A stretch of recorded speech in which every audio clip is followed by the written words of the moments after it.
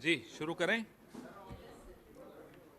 नमस्कार साथियों, आज ऐतिहासिक भारत जोड़ो यात्रा की पहली वर्षगांठ पर मैं भारतीय राष्ट्रीय कांग्रेस की तरफ से, भारत की तरफ से, इंडिया की तरफ से, हिंदुस्तान की तरफ से लाखों निस्वार्थ और निडर भारतीयों का धन्यवाद करता हूं, जिन्होंने न केवल कदम जोड़े, जिन्होंने दिल जोड़े। और ये यात्रा 145 दिन, 4000 किलोमीटर, ये सब आंकड़े आपके पास हैं, लेकिन ये यात्रा मुझे नहीं लगता कि मीलों और किलोमीटरों में नापी जा सकती। ये यात्रा सैकड़ों भाषाएं, लाखों आहें, करोड़ों उम्मीदें, इन सब के रास्ते से होती हुई भारत के दिल में समा गई। ऐसे भारत को जोड़ा गया, ऐसे दिलों को जोड़ा गया।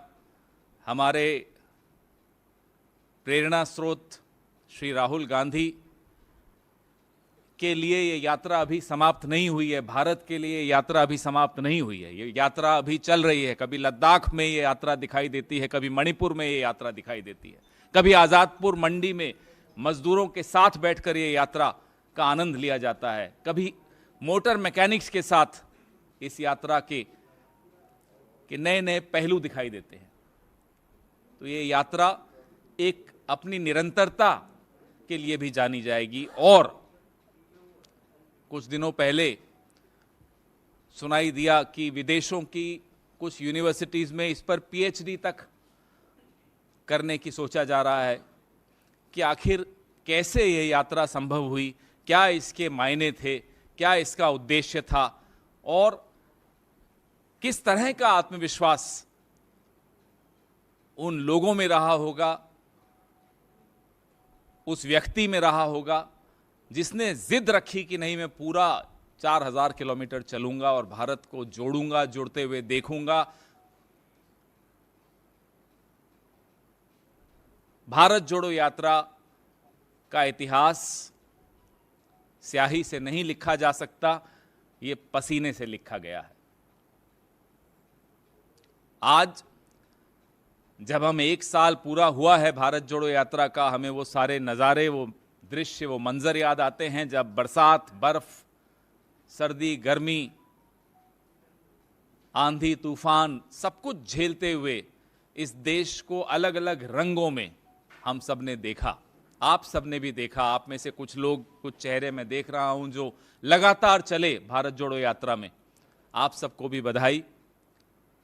और आप अपनी आने वाली पीढ़ियों को बता पाएंगे कि आप इस ऐतिहासिक पल का हिस्सा थे। ये बहुत गर्व की बात है हम सब के लिए। षड्यंत्र बहुत हो रहे हैं, उस वक्त भी हुए थे जब भारत जोड़ो यात्रा चल रही थी। इसको विफल करने के प्रयास, मीडिया इसको न दिखा सके, वो सारे षड्यंत्र, लेकिन मीडिया ने भी दिखाया, आप लोगों ने भी दिखाया। विफल तो खैर नहीं कर पाए ये लोग, ना कर पाएंगे।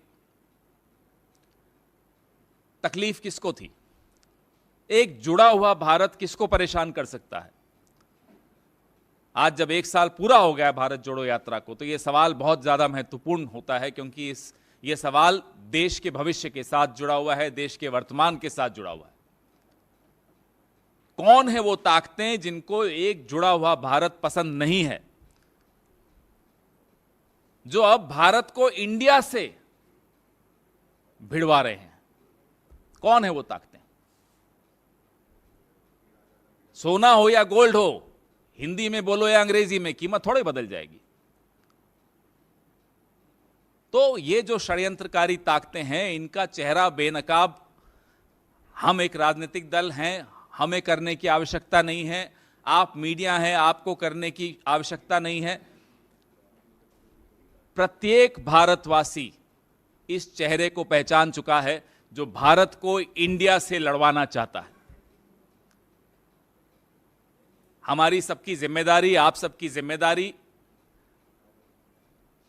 इन ताकतों को पहचानने की, इनको बेनकाब करने की और भारत और इंडिया को आगे बढ़ाने की है। जुड़ेगा भारत, जीतेगा इंडिया, ये एक हम सबके दिलों में बैठ गया है नारा।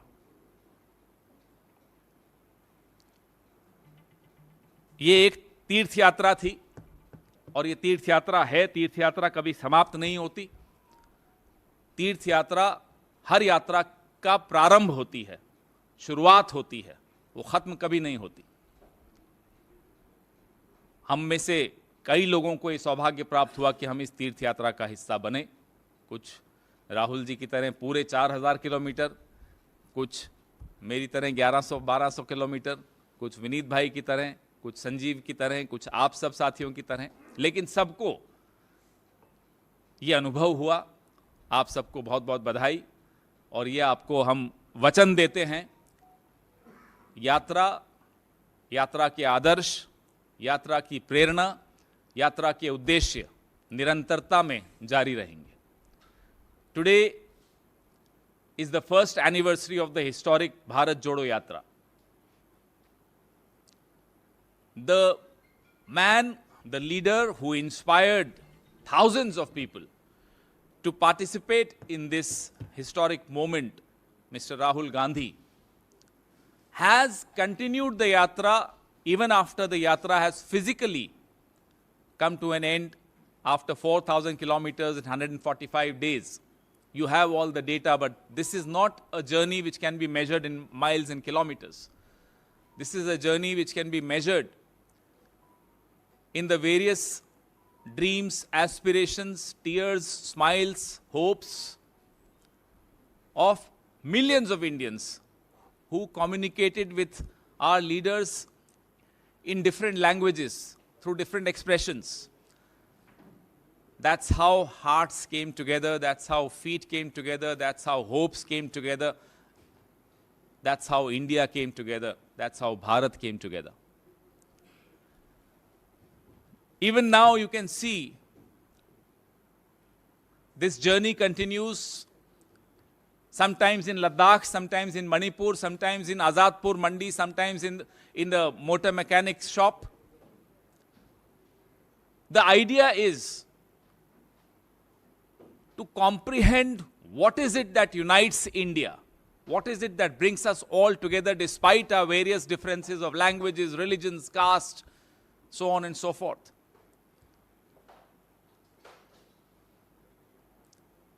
That idea will continue. However, there are forces, and there have always been forces that have tried to stop India from uniting, that feel threatened to see a united India. Who are those forces? We don't have to respond to that question. You don't have to find out the answer. Everyone knows the answer. These are the forces that are trying to divide Bharat and India. Can you believe this? Whether you call it gold or sona, the price, the value would not change. Whether you buy petrol from Bharat Petroleum or Indian Oil, per liter the price remains the same. So who are those forces and why are they bent upon dividing India and Bharat? This is a question which every single Indian knows the answer for and will teach these forces a lesson of their lifetime. Every generation has taught these forces a lesson. Whether it was Mahatma Gandhi's generation, whether it was our generation, whether it's this generation, whether it's the next generation. A lot of you journalists participated in this yatra. I can see some of these faces, recognize them who were there all through. We in the Congress party thank you all and congratulate you for being a part of a very important milestone of history. We are told that certain universities abroad are planning to have PhD on Bharat Jodo Yatra, on what inspired Rahul Gandhi to undertake something as difficult as a 4,000 kilometer yatra. Our task is not easy, your task is not easy. We are fighting against resource-rich forces who are out to destroy this country and divide this country. But our slogan is, जुड़ेगा भारत, जीतेगा India. This slogan inspires us all. Your questions, please.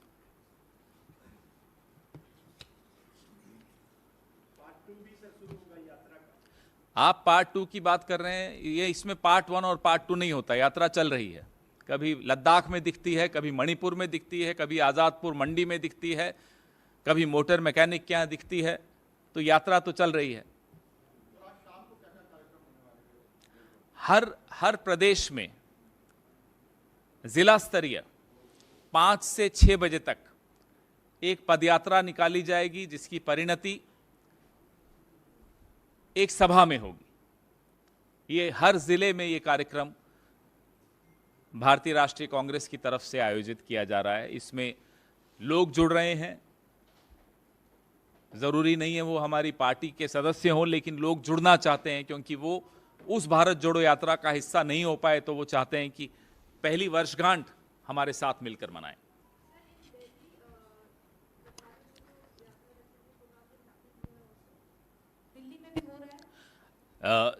All the restrictions that are in place, respecting those restrictions, whatever is possible, is being done in Delhi also.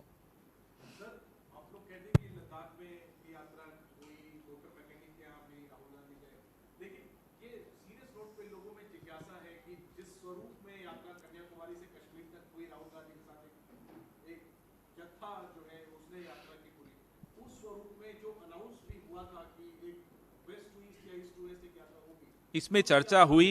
क्या status है, क्या कोई तैयारी? इसमें चर्चा हुई.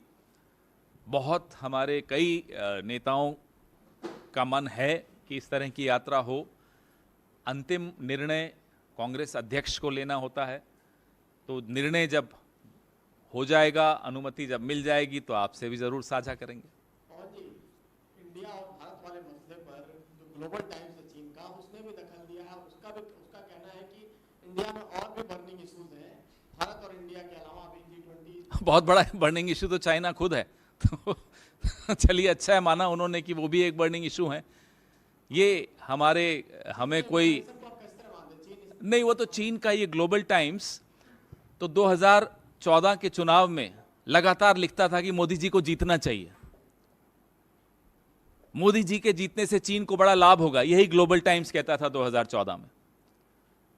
मोदी जी जब जीतेंगे तो चीन की कंपनियों को बड़ा लाभ होगा, ये ग्लोबल टाइम्स कहता था चीन का. तो उस ग्लोबल टाइम्स से मुझे कोई टिप्पणी नहीं करनी. सर, प्रधानमंत्री ने कहा है कि सनातन धर्म पे विपक्ष को बिफिटिंग रिप्लाई देना चाहिए, प्रॉपर रिस्पांस बीजेपी वाले दे. और उसी पर अब ये राजा बोल दिए कि उदयनिधि ने कम बोला था, HIV है सनातन धर्म और एक वायरस है. जहां तक भारतीय राष्ट्रीय कांग्रेस का सवाल है, हम बहुत स्पष्ट तौर पे ये कह चुके हैं और फिर से दोहरा रहे हैं, इस तरह की टिप्पणियों के हम साथ नहीं हैं. भारतीय राष्ट्रीय कांग्रेस हर धर्म को, हर सोच को साथ लेकर चलने की इतिहास रखती है और समझती है कि यह देश एक सतरंगी देश है, सबका जहां एक स्थान है. किसी को कम दिखाना, किसी को ज्यादा दिखाना, न ये संविधान इसकी अनुमति देता है, न भारतीय राष्ट्रीय कांग्रेस की ऐसी कोई परंपरा है. इसलिए हम इस तरह की टिप्पणियों के साथ बिल्कुल सहमत नहीं हैं.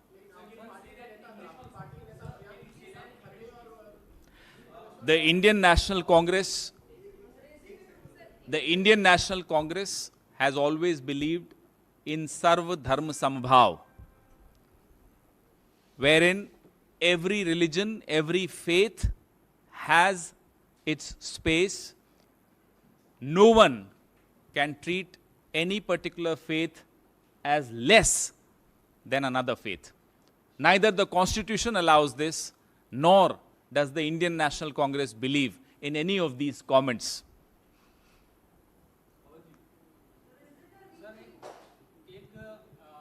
If you know the history of the Indian National Congress, you will know we've always maintained this, and you will find the same principle in the Constituent Assembly debates. You will find the same principles in the Constitution of India.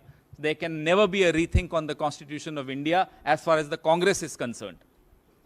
Pawar, on this Sanatan remark by the DMK leaders, you know, you've not condemned, the Congress is not yet condemned I their just clearly remarks. we said, You we said do not agree with such comments. no, What but do have you want? raised it with your alliance partners?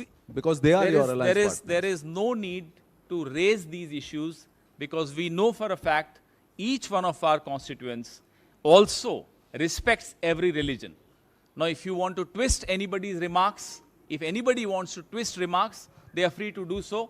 It suits the Prime Minister, let him twist those remarks. But every single member of the India Alliance has immense respect for all faiths, for all communities, for all beliefs, for all religions. आप उस चीज को कैसे twist करते हैं वो आप जानिए, कौन कैसे ट्विस्ट करना चाहता है वो आप जानिए, लेकिन भारतीय राष्ट्रीय कांग्रेस, ना केवल भारतीय राष्ट्रीय कांग्रेस, इंडिया अलायंस का हर सदस्य हर जाति, हर धर्म, हर सोच का उतना ही आदर करता है जितना कि संविधान आदर करता है। सर, गजेंद्र सिंह शेखावत ने केंद्रीय मंत्री उनका एक बयान आया है कि मल्लिकार्जुन खड़गे आज राजस्थान आए हुए हैं। उनके शब्द दोहराता हूं मैं कि तेरे बाप वहां से दिल्ली आए थे, गोरी आए थे, गजनी आए थे, अंग्रेज आए थे, तब भी सनातन धर्म नहीं मिटा। सनातन को जिंदा रखना चाहते हो तो संकल्प लो, इन सनातन विरोधियों को राजस्थान से बाहर निकालो। इस तरह की हल्की बातें, हल्की टिप्पणियां न हिंदू धर्म इसको स्वीकार करेगा, न भारतवासी इसको स्वीकार करेंगे, न संविधान को मानने वाले लोग इसको स्वीकार करेंगे। पवन जी, एक मामला कानपुर का है। एक छेड़छाड़ की शिकार बालिका थी, जब थाने में शिकायत की, आरोपी को पकड़कर थाने लाया गया। आरोपी के सामने उस पीड़ित बालिका के कपड़े उतराकर उसकी जांच करने के नाम कपड़े उतरा गए। उसकी उसी अवस्था में फोटो खींची गई। कांग्रेस में क्या कहना चाहिए? उत्तर प्रदेश की कानून व्यवस्था के बारे में निरंतर आप भी सवाल पूछते रहे हैं और हम भी मुद्दे उठाते रहे हैं, सवाल उठाते रहे हैं। कानून व्यवस्था उत्तर प्रदेश की भयावह है। राजनीतिक प्राथमिकताएं सरकार की क्या हैं ये हमें नहीं मालूम, लेकिन जो सड़क पर दिखता है, जो गांव देहात में दिखता है, जो शहरों में दिखता है, उससे ये समझ में आता है कि कानून व्यवस्था ध्वस्त हो चुकी है। आपका एक सवाल है कि जिस तरीके से संसद के जो विशेष सत्र के कार्यवाही शुरू होने वाली है, उसको लेकर के जो सोनिया गांधी की तरफ से जो चिट्ठी लिखी गई थी एजेंडा क्लियर करने के लिए, उस पर अब बीजेपी के कई मंत्रियों का रिप्लाई आना शुरू हो गया है। प्रहलाद जोशी ने एक रिप्लाई दिया है। उनका कहना है कि सोनिया गांधी संसद में राजनीतिकरण कर रही है। तो कमाल की जवाब दिया इन्होंने साहब। पहले भी कोई एजेंडा क्लियर नहीं रहा है, इस तरह की बीजेपी के नेता विशेष सत्र का एजेंडा कब क्लियर नहीं हुआ बताएं जरा। कोई असेंबली हो या पार्लियामेंट हो, अगर विशेष सत्र बुलाया जाता है तो विपक्ष को बताया जाता है, उससे चर्चा की जाती है कि साहब इन मुद्दों पर विशेष सत्र है। मैं दिल्ली असेंबली, जिसका मैं 15 साल तक सरकार का हिस्सा रहा, तो मैं उसका आपको उदाहरण देता हूं। जब दिल्ली से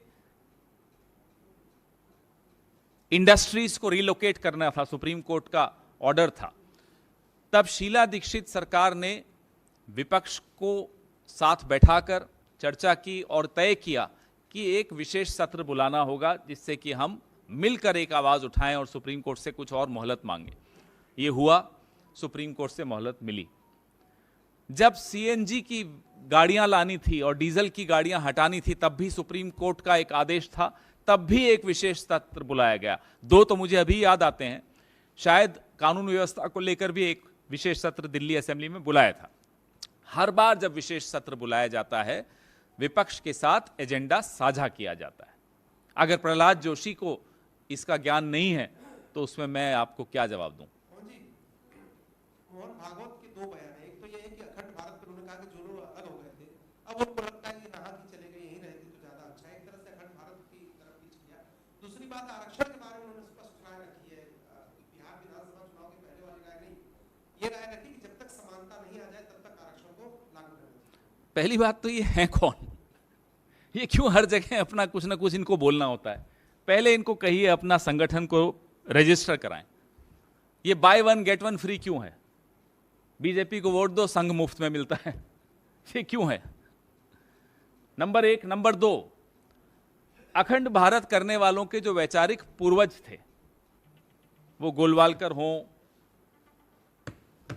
उनकी क्या भूमिका थी भारत के विभाजन में, इस पे हम मोहन भागवत को आमंत्रित करते हैं, आए जरा डिबेट कर लें, चुनौती देते हैं, आइए। या इनके जो वैचारिक पूर्वज थे मुंजे जी, उनकी क्या भूमिका थी भारत के विभाजन को लेकर, उस पर चर्चा कर लें। या इनके जो वैचारिक और राजनीतिक पूर्वज थे हिंदू महासभा, उनकी क्या भूमिका थी 1942 के बाद, जब भारत छोड़ो आंदोलन के दौरान जब ये सरकारों का हिस्सा बने, तब उनकी क्या भूमिका थी। आज भारत में 15-16% मुसलमान इनसे बर्दाश्त नहीं होते, अखंड भारत में 45% होंगे, पूछिए इनसे क्या करेंगे। तो ये बिना सोचे समझे बोलने की इनकी बड़ी पुरानी आदत है। राम माधव कुछ और बोलते हैं अखंड भारत पे आजकल। तो अखंड भारत वाले मुद्दे पर आरएसएस जो है वो खंडित है, अखंड आरएसएस नहीं है। इसमें आरएसएस में भी अलग अलग विचार हैं। वैसे आरएसएस विचार के मामले में नहीं जानी जाती, प्रचार पे जाना जाती है। लेकिन आजकल टीवी पे विचारक भी दिखने लग गए साहब, संघ के विचारक। संघ में विचारक कब से हो गए? संघ में तो सिर्फ प्रचारक होते हैं। चलिए, सोचना शुरू किया इन्होंने। रही बात आरक्षण की,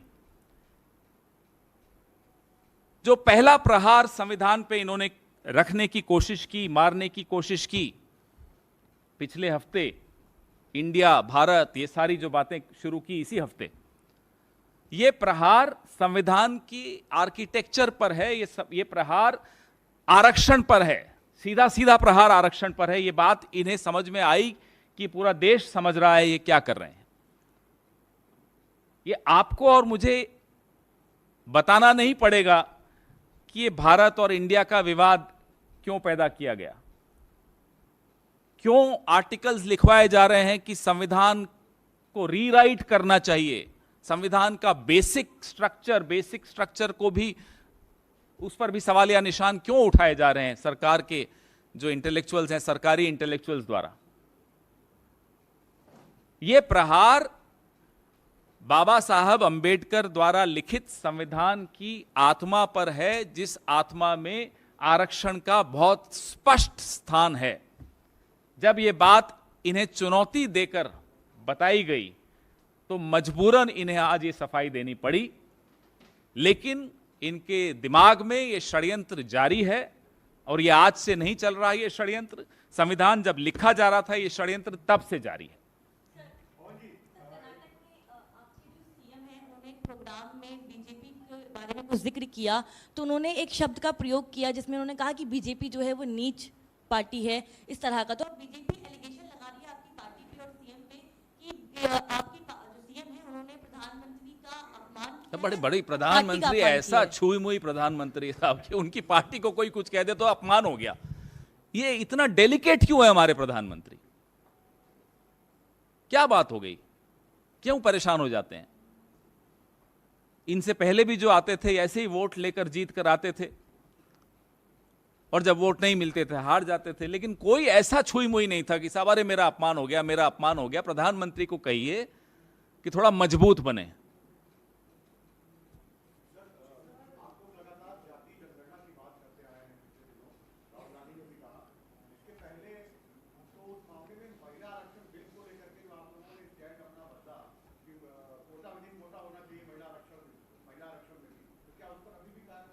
हम बड़े स्पष्ट तौर पे कह चुके हैं। कोलार की जो भाषण था अप्रैल 2023 का राहुल गांधी जी का, जिसमें भागीदारी सुनिश्चित करने के लिए संख्या का होना आवश्यक है, जिसमें नीति निर्धारण के लिए समाज के हर वर्ग की संख्या का आभास होना चाहिए। इसलिए जाति जनगणना की बहुत पुरजोर मांग राहुल गांधी ने रखी और बाकी तमाम नीतियां उसके पश्चात आती हैं। जो सबसे महत्वपूर्ण बिंदु है वो जाति जनगणना है।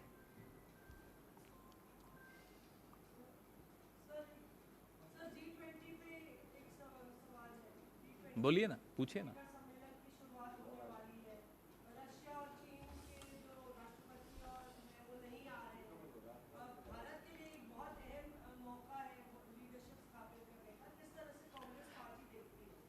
बात कांग्रेस पार्टी के देखने की नहीं है, बात यह है कि देश देख रहा है, इतना बड़ा आयोजन हो रहा है, एक रोटेशनल प्रेसिडेंटशिप जो हमारे देश को मिली है,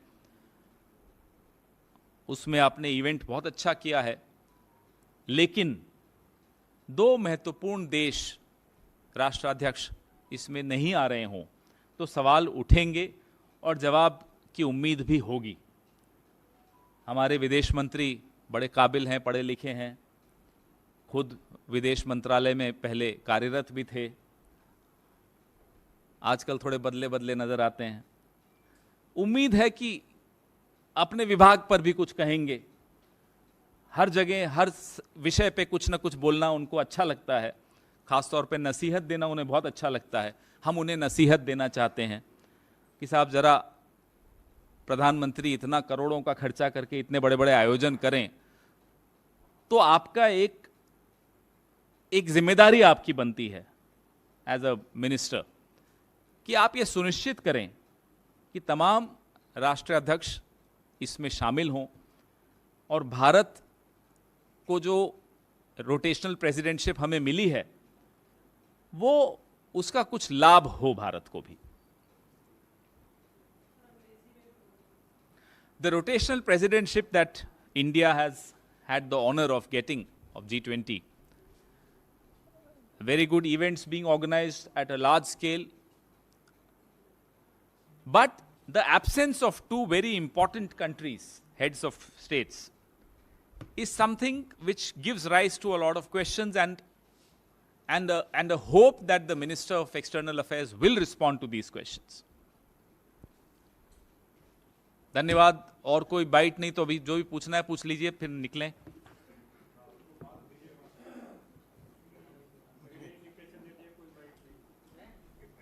यूं बैठ जाएंगे 5 मिनट।